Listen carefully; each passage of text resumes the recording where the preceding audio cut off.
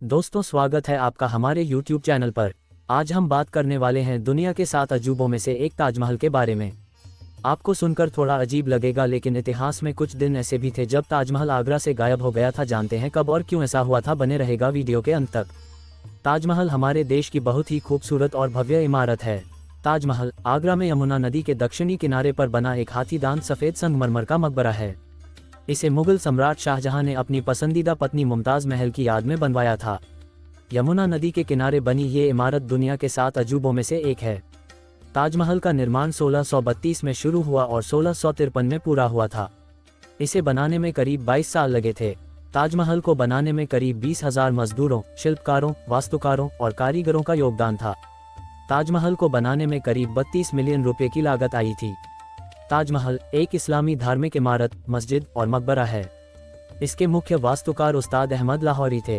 ताजमहल को आगरा से गायब किया गया था 1971 में। दरअसल बांग्लादेश को आज़ादी दिलाने के बाद से ये माना जा रहा था कि पाकिस्तान भारत पर हमला कर सकता है।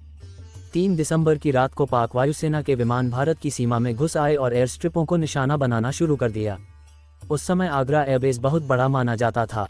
ऐसे में पाकिस्तान का टारगेट आगरा की हवाई पट्टी भी थी। इस बात का इंटेल भी मिला था कि पाकिस्तानी एयरफोर्स ताजमहल को भी निशाना बना सकती है। इस युद्ध के कारण ताजमहल पर भी हमले का खतरा बना हुआ था। इसलिए ताजमहल को 15 दिन के लिए बंद कर दिया गया था। 3 दिसंबर को जब पाक वायुसेना के विमान भारत की सीमा में दाखिल हुए तो पूरे देश में ब्लैकआउट कर दिया गया ताकि पाक एयरफोर्स कुछ समझ ना पाए।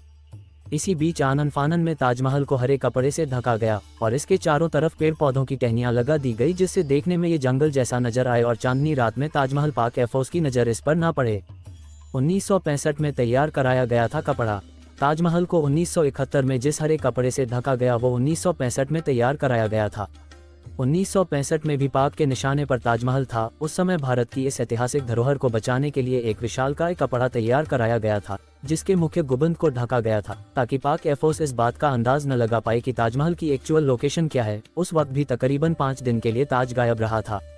ऐसा बताया जाता है कि 1995 तक भारतीय पुरातत्व विभाग के पास वो हरा कपड़ा रहा। बाद में चूहों ने इसे खराब कर दिया।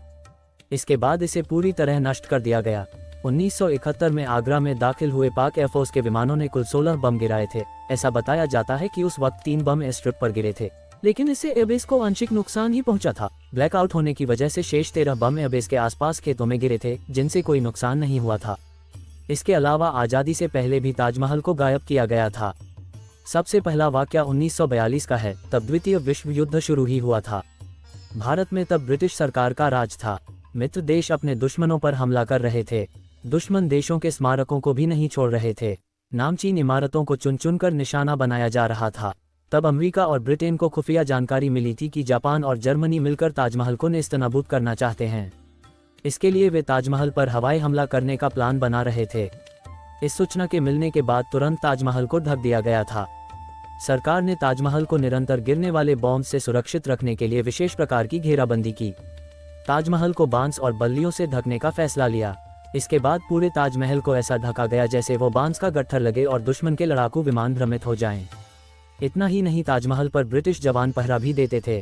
किसी को भी यहाँ फोटो खींचने तक की मनाही थी। आपके लिए ये जानना दिलचस्प होगा कि तब ये पहला मौका था जब 188 दिन तक लगातार ताज के दरवाजे सैलानियों के लिए बंद रहे थे। दोस्तों, आपकी राय हमें कमेंट बॉक्स में जरूर दें। अगर आप हमारे पेज पर अभी तक नए हैं तो हमें फॉलो या सब्सक्राइब जरूर करें। धन्यवाद।